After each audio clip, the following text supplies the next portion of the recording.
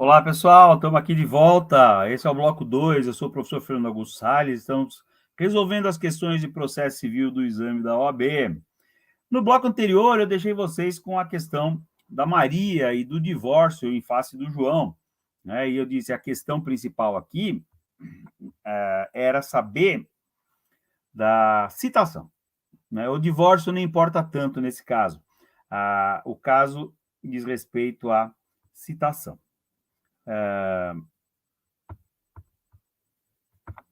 Vamos ler rapidamente de volta o problema. Olha só. Maria promoveu uma ação de divórcio em face de seu marido, João, sendo que o réu foi inicialmente dado como residente na casa de sua ex-mulher, embora ele já não residisse. Quando da tentativa de citação, foi lavrada certidão negativa, esclarecendo que a autora informou que o réu tinha regressado a Portugal. Diante disso, João veio a ser citado por edital, a requerimento da autora. João, após transitado em julgado a sentença da ação de divórcio, teve conhecimento da ação. Diante do fato de que a autora necessariamente sabia o endereço dos familiares do requerido na cidade onde, por último, residiu com ele em Portugal e de onde era contactada telefonicamente com frequência por ele, procurou você para esclarecer sobre os aspectos e efeitos da citação no processo brasileiro. Sobre o caso narrado, assinale a afirmativa correta. E aí, a OAB vai dar as alternativas. Muito bem, mas antes disso, antes da gente olhar as alternativas, precisamos falar rapidamente sobre a citação. E eu falei para vocês que a citação é o ato mais importante, um dos atos mais importantes do processo, porque sem a citação não existe processo, né? Sem citação válida, o processo não pode se desenvolver. A citação válida é um requisito para o desenvolvimento do processo, né? Então, vamos lá. O que é citação? Vamos lembrar. A citação é o ato pelo qual o juiz chama o réu, o executado ou os interessados para se manifestarem no processo, né? Para exercer, na verdade, a defesa. A gente diz assim, o réu vai ser citado para responder à ação. O réu vai ser citado para poder se defender. Um dos princípios processuais previstos na Constituição Federal é o princípio do contraditório, né? Vocês vão lembrar bem que lá no artigo 5º da Constituição Federal diz que são assegurados aos litigantes o contraditório e a ampla defesa, né? O que é o contraditório? O contraditório é o direito de poder se defender, se contradizer aquilo que foi dito contra alguém, né? Então, todos os litigantes têm o direito de contrapor aquilo que foi alegado contra eles. Esse é o contraditório. E como é que um réu pode exercer o contraditório? Ora, sendo citado. A citação, que é esse chamamento do réu, né, ao processo que o juiz faz, né, que é um ato próprio do juiz, a citação permite que o réu tome conhecimento da existência de um processo. Porque o réu não sabe que existe um processo contra ele, né? O autor entra com a ação contra o réu precisa ser comunicado de que existe essa ação, para que ele possa saber que a ação existe. E a partir daí que ele possa exercer o seu direito ao contraditório, né? Então, a partir da citação válida, e o que é uma citação válida? É aquela que você não tem dúvida de que aconteceu, né? A partir da citação válida, o processo pode se desenvolver. Por outro lado, se não há citação válida, o processo é nulo. Ele não pode se desenvolver. Como é que eu posso ter um processo em que o réu não saiba que existe o processo? Como é que alguém pode ser julgado sem saber da existência do processo? Não pode, né? Porque isso fere o tal do devido processo legal, né? O contraditório e a ampla defesa são corolários do devido processo legal. Então, a citação é necessária para que o processo possa se desenvolver. Como é feita a citação? Bom, a regra geral é que a citação é feita pelo correio, né? Então, hoje, essa é a regra, tá? Quando não é possível, por qualquer motivo, fazer a citação pelo correio, a citação vai ser feita por oficial de justiça, tá? E aí, o que é esse qualquer, quando não for possível? Quando não for possível por questões fáticas ou por questões legais, né? Então, não é possível por questões legais fazer a citação pelo correio, faz a citação por oficial de justiça. Aí nós vamos ter uma situação assim. E quando o réu não é encontrado em lugar nenhum, né? A gente já procurou e não achou o réu, não sabe onde ele está, né? Não temos notícia do paradeiro do réu, não sabemos onde o réu se encontra. O que se faz nesse ponto? Ora, sabemos, né? A citação por edital. O que é a citação por edital? É aquela citação que vai ser feita através da publicação nos órgãos oficiais, nos órgãos de comunicação oficiais, para que o réu tome ciência de que ele está sendo citado. Então, você publica o edital, né? O edital vai ser publicado em vários lugares, né? Vai ser publicado no fórum, no saguão do fórum, vai ser publicado em um jornal de grande circulação, vai ser publicado no site do Tribunal de Justiça, no Diário Oficial, enfim. Para quê? Né? Porque uma vez que o réu tem o seu paradeiro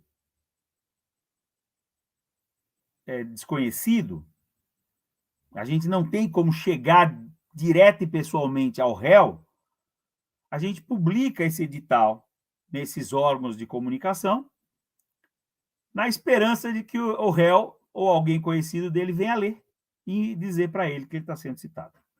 A verdade, a gente sabe, a citação por edital é uma citação fictícia. A gente chama citação ficta. Por que citação ficta? Porque é uma ficção. Eu nunca vou ter certeza de que o réu citado por edital tomou conhecimento do edital. Não há essa certeza, por isso que é uma citação ficta. A citação por edital é uma ficção legal. Mas estabelecida exatamente porque precisa haver a citação. E o sumiço do réu não pode ser também um obstáculo para que o autor possa ir atrás do direito dele. Então, a saída encontrada pelo legislador foi criar a tal da citação por edital. Né? Isso é para isso que serve a citação por edital. Então, toda vez que o réu estiver em local incerto e não sabido, estiver em local inacessível, né, não se souber do seu paradeiro, da sua existência, será feita a citação por edital. É uma saída, né? É a saída que a lei dá para essa situação. Só que a gente tem que entender que é uma saída extrema, né? A citação por edital é a última possibilidade, tá? Dada exatamente o seu caráter de excepcionalidade. Veja, a regra geral é de que o réu tem que ser citado pessoalmente. Pessoalmente. Então, a citação tem que chegar na mão do réu, do próprio réu, pessoalmente. Em último caso, em situações excepcionais, então vamos fazer a citação por edital, tá? É preciso lembrar o seguinte: a citação por edital pressupõe o esgotamento de todos os meios cabíveis e possíveis para que o réu seja citado. Então, antes de deferir a citação por edital, o juiz tem que ter o cuidado de fazer esgotar todos os meios possíveis para encontrar o réu. Não basta apenas o autor declarar, falar, olha, não sabemos onde está o réu, então eu quero a citação por edital. Porque aí seria muito fácil, né? O réu dá o endereço errado, o autor dá o endereço errado, o réu não é encontrado, ele fala, então eu quero citação por edital. E isso iria conduzir o quê? Um processo que correria sem defesa. A revelia. Porque, né, o citado por edital dificilmente comparece aos autos. Então, veja, é preciso tomar esse cuidado. O que o juiz tem que fazer? O que o juiz vai fazer? Ele não pode simplesmente acreditar na palavra do autor, na primeira palavra do autor, dizendo que não sabe onde está o réu, né? E aí o juiz vai ter que mandar o quê? Primeiro, procurar em todos os endereços possíveis por onde o réu passou. Não tem essa informação? Expede-se ofícios aos órgãos públicos. Tem diversos órgãos públicos que fazem cadastro, né, e que mantêm um banco de dados. Por exemplo, Tribunal Eleitoral. O Tribunal Eleitoral faz cadastro dos eleitores. Você vai fazer o recadastramento, você diz o seu endereço, né, você coloca lá toda a sua qualificação e o seu endereço. Você tem a Polícia Federal, né, emissão de passaportes. Você tem, enfim, você tem diversos órgãos, Receita Federal, né? Toda vez que você faz imposto de renda, quem faz imposto de renda, entrega imposto de renda uma vez por ano, tem lá colocar o endereço. Então, você tem diversos órgãos públicos que possuem banco de dados, né? Com cadastro, com endereço. O juiz vai oficiar e para todos esses endereços que aparecerem, ele tem que fazer uma diligência. Ele tem que mandar um oficial de justiça lá para saber se o réu está naquele endereço, fazer a citação pessoal. Então, não é uma coisa, veja, a citação por edital não é uma coisa que sai rápido, né? Eu peço, o juiz defere. Não, o juiz vai ter que ter a cautela de pesquisar, de procurar, de diligenciar os possíveis endereços do réu para tentativa de citação. Se fizer o automático, né, se for no automático, pediu, deferiu, isso pode conduzir a uma situação de citação nula. A citação por edital pode ser considerada nula, porque não se esgotou todas as possibilidades para fazer a citação pessoal, né? Então, essa é a questão importante. Voltando na nossa questão aqui, o que aconteceu, né? Olha só, a autora passou o endereço errado na inicial. Quando chegou lá para fazer a citação oficial de justiça, ela informou que o réu não estava mais lá, tinha ido para Portugal, e ela não tinha mais contato, nem sabia mais nada sobre ele. E, em razão disso, pediu a citação por edital, que, ao que parece, o juiz deferiu, né? Deferiu, o processo seguiu, foi julgado, transitou em julgado, e depois o João ficou sabendo disso, e agora ele quer questionar essa questão. O que acontece com aquela citação? Bom, por tudo que eu já falei até aqui, né, a gente vai descobrir que aquela citação por edital é nula. É nula por quê? Porque não foram esgotados todos os meios, todas as possibilidades, né, para a tentativa de encontrar o réu e de fazer sua citação pessoal. E se não foi esgotado todos os meios, a citação por edital é nula. Não tem como a gente passar por cima disso. E aí, a gente já vai excluir a letra B, que diz que a citação é válida. Ela não é válida, né? Porque ele não estava em local ignorado, incerto e inacessível, porque não foram feitas todas as diligências para saber disso. Só há a palavra da autora, que é muito pouco. A alternativa D diz que o vício foi sanado, o vício da citação foi sanado, porque a sentença transitou em julgado. Não. Se não houve citação válida, o fato de ter transitado em julgado a sentença, ela não sana esse vício.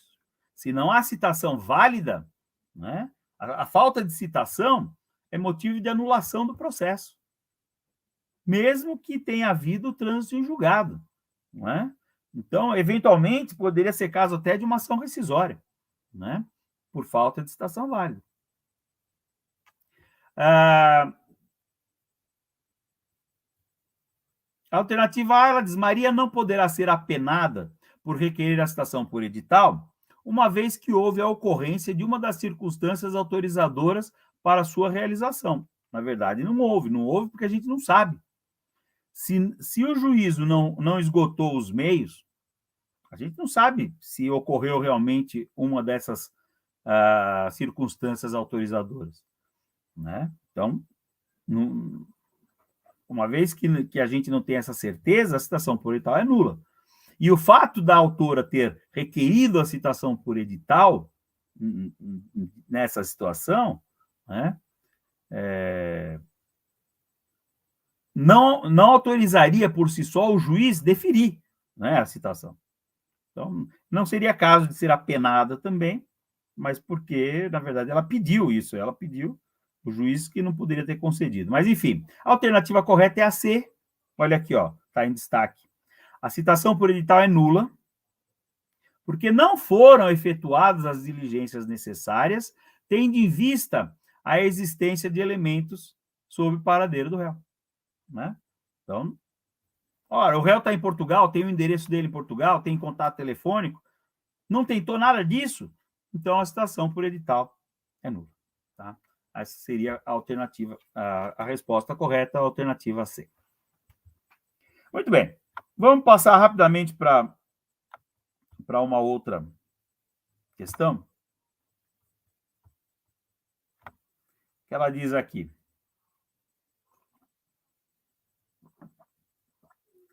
ainda no início da fase de conhecimento de determinado processo, as partes e o magistrado, de comum acordo, resolvem fixar calendário para a prática de atos processuais.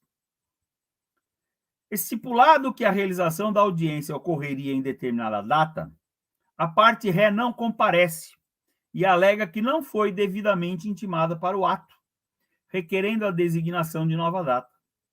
Nesse contexto, você, como advogado ou advogada, é procurado pela parte ré, que busca avaliar as consequências do seu não comparecimento.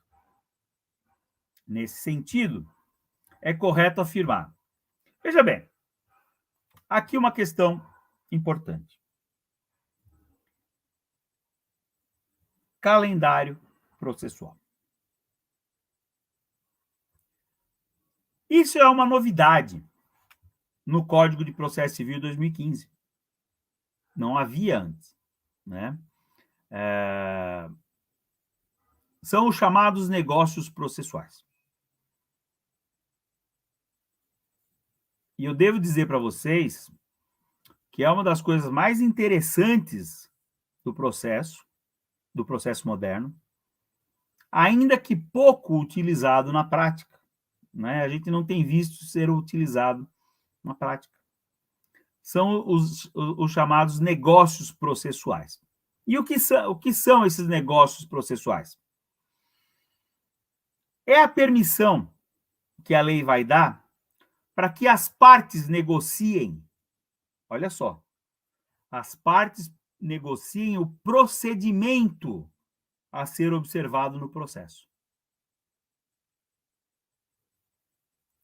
Tratando-se de direitos disponíveis, tá? Direitos disponíveis, e desde que não haja interesse de menores, ou seja, sendo as partes maiores e capazes, e tratando-se de direitos disponíveis, é possível negociar o procedimento a ser adotado em determinado processo.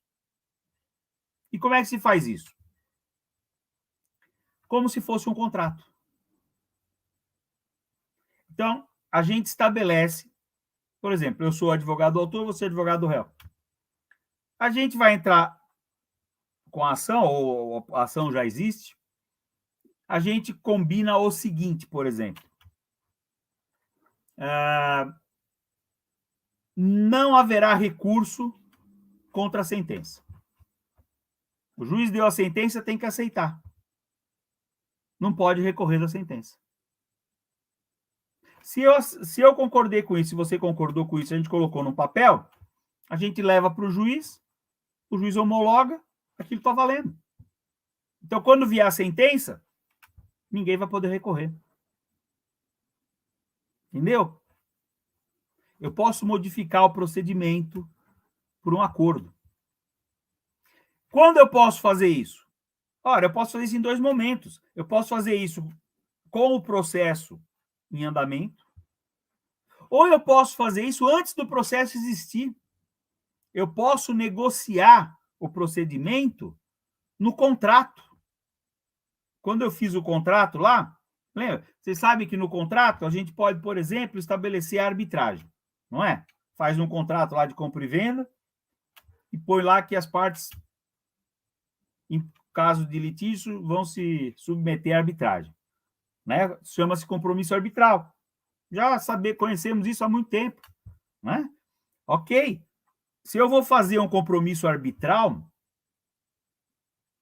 veja bem, se eu vou fazer um compromisso arbitral, eu estou tirando essa questão da esfera judicial. Eu posso fazer isso? Posso.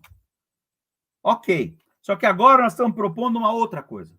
Nesse contrato de compra e venda, eu posso estabelecer uma cláusula sobre o procedimento a ser adotado em caso de litígio.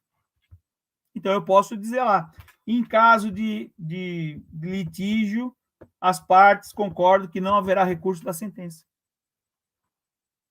Tá bom? Tá bom para você? Tá ótimo. Isso aí precisaria ser melhor explorado. Mas veja, o nosso caso aqui vai além. É um outro item dentro dessa situação de negócios processuais. É o calendário processual. Tá? É uma forma de negócio processual estabelecer um calendário. O calendário processual, ele vai estipular, vai estabelecer para as partes quando os atos processuais devem acontecer. Então, já de comum acordo, se estabelece um calendário. Então, o calendário vai dizer assim, no dia tal do mês tal, vou chutar aqui, vai, no dia 15 de março, o réu vai apresentar defesa. Até o dia 15 de março, o réu deve apresentar defesa. No dia 15 de abril, não, maio, junho, né? Estou voltando para trás. No dia 15 de junho, o autor vai apresentar réplica. No dia 30 de agosto, vai ter audiência de instrução.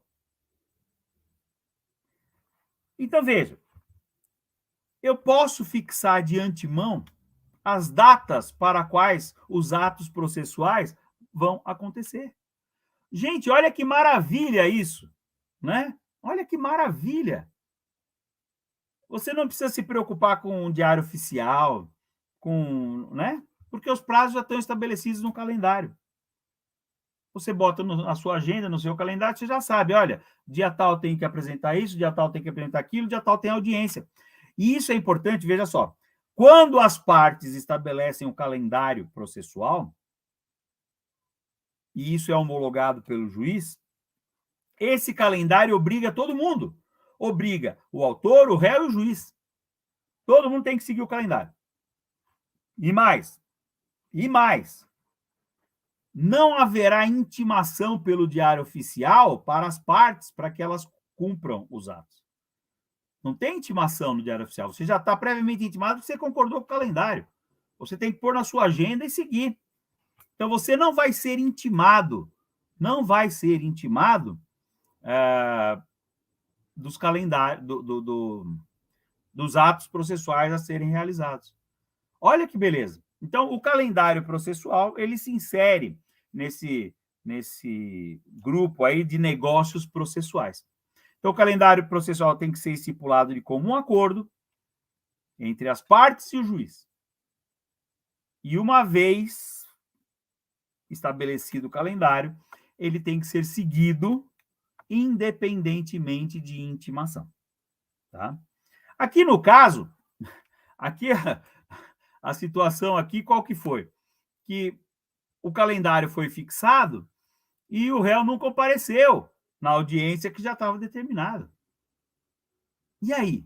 O que acontece nessa situação? É isso que a OAB quer saber, né? Então, nós vamos ver isso no próximo bloco. A gente vai ver as respostas, as alternativas que a OAB ofereceu e qual é a resposta correta, tá bom? Fica aí, que a gente já volta já para complementar essa questão.